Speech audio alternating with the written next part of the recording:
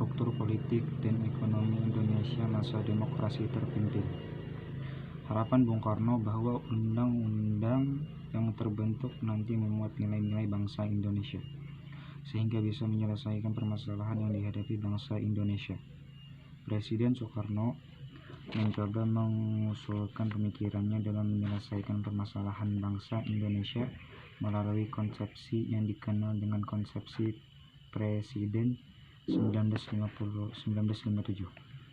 Konsepsi ini merupakan gagasan pembaruan kehidupan politik dengan sistem demokrasi terpimpin sebagai upaya penyelesaian permasalahan Indonesia. Soekarno berpendapat bahwa sistem demokrasi terpimpin adalah jawaban terhadap kegagalan sistem demokrasi parlementer yang memunculkan pergolakan, pembangkangan, dan instabilitas politik. Pendapat Presiden Soekarno ini wujud ketidakpuasan terhadap sistem demokrasi yang dianut pemerintah di masa liberal. Dengan dikeluarkan dekret Presiden pada 5 Juli 1959, Presiden Soekarno secara resmi menerapkan pemikirannya dengan mengganti sistem parlementer menjadi demokrasi terpimpin. Sistem ini Presiden Soekarno membawa Indonesia ke dalam suasana konflik antar kekuatan politik dan yang akhirnya melahirkan peristiwa Gerakan 30 September 1965 atau PKI. Pemikiran politik Soekarno akhirnya menjepit dirinya dan mengantarkannya kepada kejatuhan kekuasaan yang dipegang sejak 1960. Dinamika politik demokrasi terpimpin. Menuju masa demokrasi terpimpin. Kehidupan sosial politik Indonesia pada masa demokrasi liberal 1950 sampai 1959 belum pernah mencapai kestabilan secara nasional. Partai politik yang saling bersaing dan saling menjatuhkan, mereka lebih mengutamakan kelompok masing-masing. Di sisi lain, Dewan Konstituante yang dibentuk melalui pemilihan umum 1955 tidak berhasil menyelesaikan tugasnya menyusun UUD baru bagi Republik Indonesia, karena bisa dijadikan sarana untuk membangun demokrasi yang lebih baik.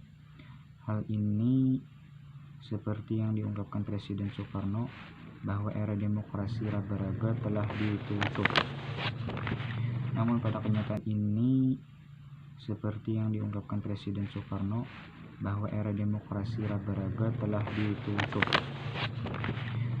kenyataan hal itu hanya sebuah angan dan harapan Presiden Soekarno semata. Kondisi tersebut membuat Presiden Soekarno berkeinginan untuk mengubur partai politik yang ada, setidaknya menyederhanakan partai politik yang ada, dan membentuk kabinet yang berintikan 4 partai yang menang dalam pemilihan umum 1955. Untuk mewujudkan keinginannya tersebut, pada tanggal 21 Februari 1957, di hadapan para tokoh politik dan tokoh militer menawarkan konsepsinya untuk menyelesaikan dan mengatasi krisis-krisis kewibawaan pemerintah yang terlihat jatuh bangunnya kabinet. Dalam konsepsinya, Presiden Soekarno menghendaki dibentuknya kabinet berkaki 4 koalisasi yang anggotanya terdiri dari wakil PNI, Masyumi, NU, dan PKI. Selain itu, Presiden Soekarno juga menghendaki dibentuknya Dewan Nasional yang anggotanya terdiri dari golongan fungsional di dalam masyarakat. 1. Dasar pelaksanaannya demokrasi terpimpin. Dasar pelaksanaannya demokrasi terpimpin adalah dikeluarkannya dekret Presiden 5 Juli 1959. Maka kehidupan berbangsa dan bernegara diatur berdasarkan UUD 1945. UUD 1945 kembali dilaksanakan dengan langkah menuju suatu bentuk pemerintahan yang diamankan demokrasi terpimpin. Demokrasi terpimpin dalam Undang-Undang 1945 merupakan pemerintahan rakyat yang dipimpin oleh hikmah kebijaksanaan dalam permusyawaratan atau perwakilan. Akan tetapi dalam pelaksanaan pengertian terpimpin dalam demokrasi ditafsirkan sebagai terpimpin oleh Presiden. 1. Menuju demokrasi terpimpin. Demokrasi terpimpin sendiri merupakan suatu sistem pemerintahan yang ditawarkan Presiden Soekarno pada Februari 1957. Demokrasi terpimpin juga merupakan suatu gagasan pembaruan kehidupan politik, kehidupan sosial, dan kehidupan ekonomi. Gagasan Presiden Soekarno sebagai konsepsi Presiden 1957. Pokok-pokok pemikiran yang terkandung dalam konsepsi tersebut: pertama, dalam pembaruan struktur politik harus diberlakukan sistem demokrasi terpimpin yang didukung oleh kekuatan-kekuatan yang mencerminkan aspirasi masyarakat secara seimbang. Kedua, pembentukan kabinet gotong royong berdasarkan imbangan kekuatan masyarakat yang terdiri atas wakil partai-partai politik dan kekuatan golongan politik baru yang diberi nama oleh Presiden Soekarno golongan fungsional atau golongan karya. Keputusan ini kemudian disampaikan Presiden Soekarno di hadapan anggota DPR pada tanggal 2 Maret 1959, karena yang berwenang menetap undang-undang adalah Dewan Konstituante. Presiden juga menyampaikan amanat terkait kembali ke Undang-Undang 1945 di hadapan anggota Dewan Konstituante pada tanggal 22 April 1959. Undang-Undang 1945 akan menjadi bangsa Indonesia sebagai sebuah bangsa kesatuan. Pada tanggal 3 Juli 1959, Dewan Konstituante mengadakan reses yang akhirnya untuk selamanya. Dalam DPR, GR terdiri atas dua kelompok besar, yaitu wakil-wakil partai dan golongan fungsional karya dengan perbandingan 130 wakil partai dan 193 wakil golongan fungsional. Pelantikan anggota DPR GR dilaksanakan pada tanggal 25 Juni 1960 dengan tugas pokok melaksanakan manipul, merealisasikan amanat penderitaan rakyat, dan melaksanakan demokrasi terpimpin. Kedudukan DPR GR adalah membantu presiden atau mandataris MPRS dan memberikan sumbangan tenaga kepada presiden untuk melaksanakan segala sesuatu yang telah ditetapkan oleh MPRS. Pembubaran DPR hasil pemilu pada awalnya memunculkan reaksi dari berbagai pihak, antara lain dari pimpinan NU dan PNI. Tokoh NU yang ada pada awalnya keberatan atas pembubaran DPR hasil pemilu 1955 dan mengancam akan menarik pencalonan anggotanya untuk DPR GR. Akan tapi sikap ini berubah setelah menjatah kursi-kursi NU dalam DPR GR ditambah. Namun Kiai Haji Wahab Kasbullah, Rais AM NU, menyatakan bahwa NU tidak bisa duduk bersama PKI dalam suatu kabinet dan NU sesungguhnya menolak kabinet Nasakom dan menolak kerjasama dengan PKI. Tindakan Presiden Soekarno lainnya dalam menegakkan demokrasi terpimpin adalah membentuk lembaga negara baru yang disebut Prom Nasional. Lembaga ini dibentuk berdasarkan penetapan Presiden nomor 13 tahun 1959. Langkah Presiden Soekarno lainnya adalah melakukan regrouping kabinet berdasarkan ketetapan Presiden nomor 94 tahun 1962 tentang pengintegrasian lembaga-lembaga tinggi dan tertinggi negara dengan eksekutif, MPRS, DPR GR, DPA, Mahkamah Agung, dan Dewan Perancang Nasional dipimpin oleh Presiden.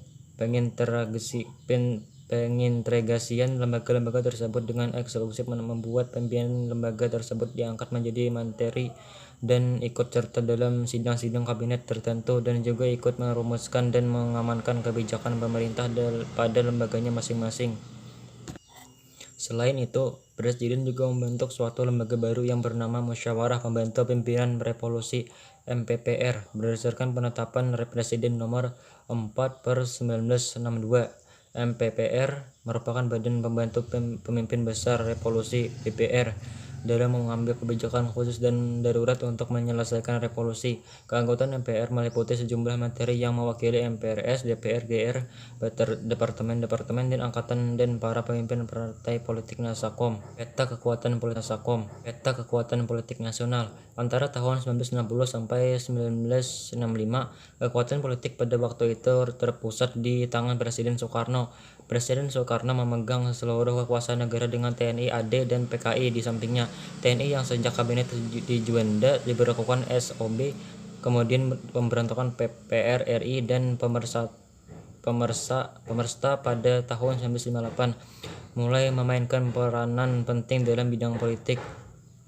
Kekuatan politik baru lainnya adalah PKI. PKI sebagai partai yang bangkit kembali pada tahun 1952 dari puing-puing pemberontakan Madiun 1948. PKI kemudian muncul menjadi kekuatan baru pada pemilihan umum 1955 dengan menerima penetapan Presiden nomor 7 1959. Partai ini mendapat tempat dalam konstelasi politik baru. Kemudian dengan menyokong gagasan Nasakom dari Presiden Soekarno, PKI dapat memperkuat kedudukannya.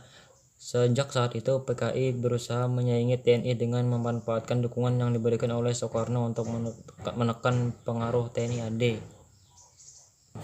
PKI berusaha untuk mendapatkan citra yang positif di depan Presiden Soekarno. PKI menetapkan strategi menempel pada Presiden Soekarno. Secara sistematis, PKI berusaha memperoleh citra sebagai Pancasilasis dan kedudukan kebijakan-kebijakan Presiden Soekarno yang menguntungkannya. Hal ini seperti apa yang diungkapkan DN Aidit, bahwa melaksanakan manipul secara konsekuen adalah sama halnya dengan melaksanakan program PKI. Hanya kaum manipulis monopik dan kaum reaksionerlah yang berusaha menghambat dan menyambut manipul. Ungkapan Aidit ini merupakan suatu upaya untuk memperoleh citra sebagai pendukung Soekarno.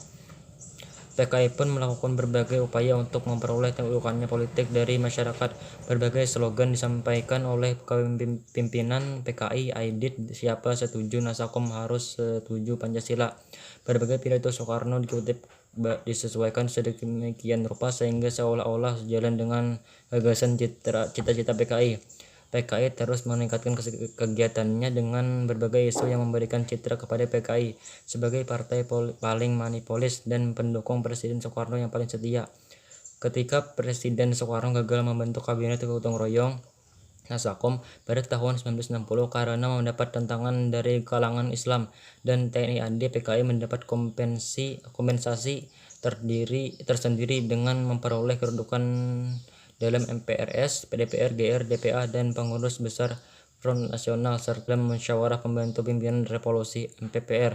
Kondisi ini mendorong pimpinan TNI AD berusaha untuk mengimbanginya dengan mengajukan calon-calon lain sehingga menjadi upaya ini tidak mencapai hasil yang optimal karena Presiden Soekarno tetap memberikan porsi dan kedudukan kepada anggota PKI. Ketika TNI AD mensinyalir adanya upaya dari PKI melakukan tindakan pengacuan di Jawa Tengah, Sumatera Selatan, Kalimantan Selatan, dan Sulawesi Selatan, pimpinan TNI AD mengambil tindakan berdasarkan Undang-Undang Keadaan Bahaya. Pimpinan TNI AD melarang terbitnya harian rakyat dan dikeluarkan perintah penangkapan Aidit dan kawan-kawan. Namun mereka berhasil lolos. Kegiatan PKI di daerah juga dibekukan. Namun tindakan TNI dini tidak disetujui oleh Presiden Soekarno dan pemerintah. Tindakan segala keputusan dicabuli kembali. Presiden Soekarno melarang Perperda mengambil tindakan politis terhadap PKI. Pada akhir tahun 1964, PKI disudutkan dengan berita ditemukannya dokumen rahasia milik PKI tentang program kegiatan PKI dewasa ini. Merasa kedudukannya yang semakin kuat, PKI berusaha untuk memperoleh kedudukan dalam kabinet. Berbagai upaya dilakukan PKI untuk dari aksi coret-coret pidato-pidato dan petisi-petisi yang menyerukan pembentukan kabinet Nasakom. Mereka juga menuntut penggantian pembantu-pembantu presiden yang tidak mampu merealisasikan program pemerintah, serta mendesak supaya segera dibentuk kabinet gotong royong yang berporoskan Nasakom. Terhadap TNI AD pun, PKI melakukan berbagai upaya dalam rangka mematahkan pembinaan teritorial yang sudah dilakukan oleh TNI AD, seperti peristiwa Bandar Besti, Sumatera Utara, dan peristiwa Jengkol. Upaya merongrong ini dilakukan melalui radio, pers, dan poster yang menggambarkan setan desa yang harus dibunuh dan dibasmi. Tujuan politik PKI di sini adalah menguasai dengan desa untuk mengepung kota. Saya akan menjelaskan dinamika kehidupan politik pada masa demokrasi terpimpin.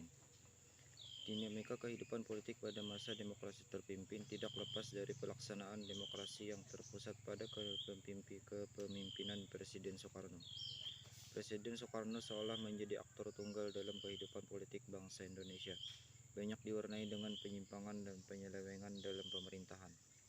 Pada masa demokrasi terpimpin, peran partai politik dibatasi yaitu dengan mengeluarkan Peraturan Pemerintah Nomor 7 Tahun 1959.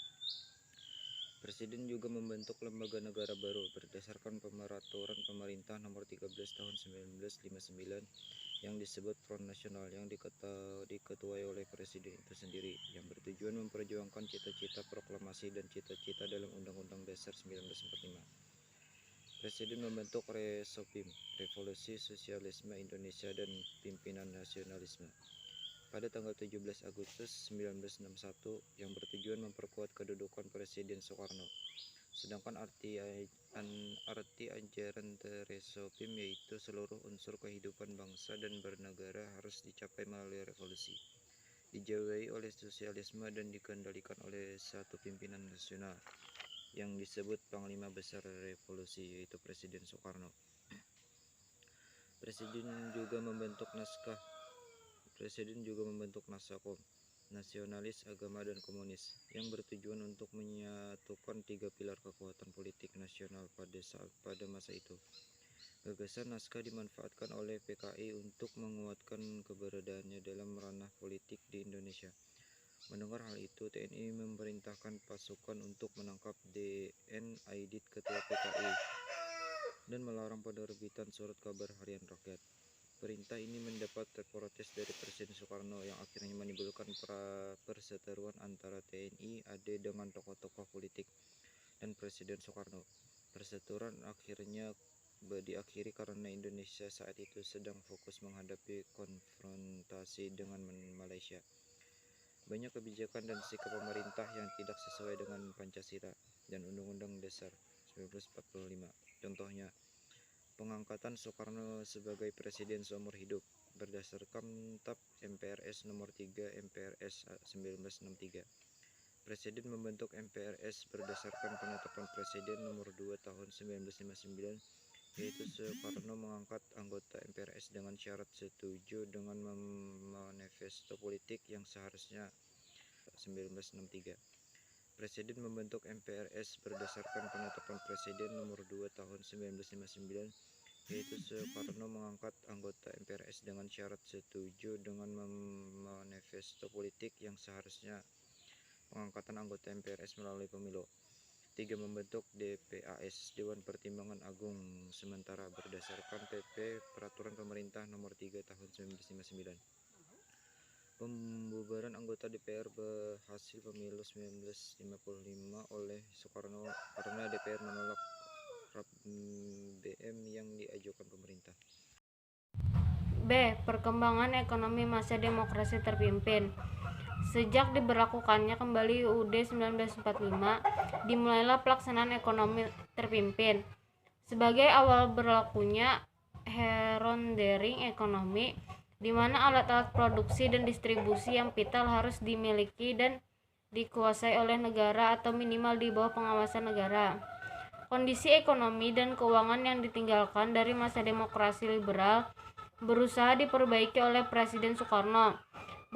Beberapa langkah yang dilakukannya antara lain membentuk Dewan Perancang Nasional (Depernas) dan melakukan sanering mata uang kertas yang nilai nominalnya Rp500 dan Rp1.000, masing-masing nilainya diturunkan menjadi 10% saja. Depernas kemudian menyusun program kerjanya berupa pola pembangunan nasional yang disebut sebagai pola pembangunan semesta berencana dengan mempertimbangkan faktor pembiayaan dan waktu pelaksanaan pembangunan. Perencanaan ini meliputi perencanaan segala segi pembangunan jasmaniah, rohaniah, teknik, mental, etis, dan spiritual berdasarkan norma-norma dan nilai-nilai yang tersimpul dalam alam adil dan pola proyek pembangunan nasional semesta berencana tahap pertama dibuat untuk tahun 1961 sampai 1969. Devernas pada tahun 1963 diganti dengan Badan Perancangan Pembangunan Nasional (Bappenas) yang dipimpin langsung oleh Presiden Soekarno sendiri. Kebijakan summering yang dilakukan pemerintah berdasarkan peraturan pemerintah pengganti Undang-Undang Nomor 2 1959 yang berlaku tanggal 25 Agustus 1959 pukul 6 pagi. Setelah keamanan nasional berhasil dipulihkan, kasus DI T11 Jawa Barat dan pembebasan Irian Barat. Upaya perbaikan ekonomi lain yang dilakukan pemerintah adalah membentuk Panitia 13. Anggota panitia ini bukan hanya para ahli ekonomi, namun juga melibatkan para pemimpin partai politik, agama, musyawarah, pembantu pemimpin revolusi MPR, pimpinan DPR, DPA. Peraturan pelaksanaan Dekon tidak terlepas dari campur tangan politik yang memberi tafsir sendiri terhadap Dekon. 2. Ciri-ciri demokrasi terpimpin. Kekuasaan presiden. Presiden menjadi pengusaha tertinggi dalam negara. Presiden Soekarno dapat mengubah peran dari wakil rakyat yang tidak sejalan sesuai dengan kehendaknya, terutama dalam bidang politik. Peran partai politik terbatas.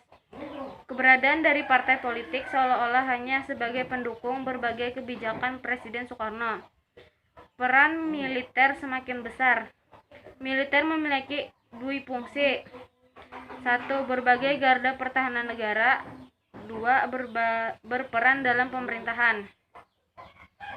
Kuatnya peran militer di dalam pemerintahan ternyata mengakibatkan terjadinya kekacauan politik di Indonesia. Paham komunisme berkembang.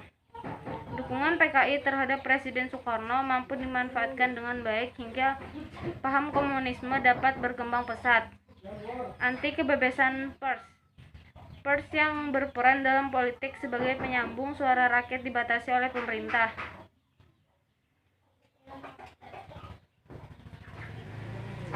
Sentralisasi pemerintah pusat. Pemerintah dikuasai sepenuhnya oleh pemerintah pusat. Terjadinya pelanggaran HAM, kebebasan pers yang terkekang, peran militer yang kuat dalam pemerintahan, dan sentralisasi pemerintahan memiliki dampak pada meningkatnya tindakan semena-mena kepada masyarakat. 3. Perkembangan ekonomi pada masa demokrasi terpimpin.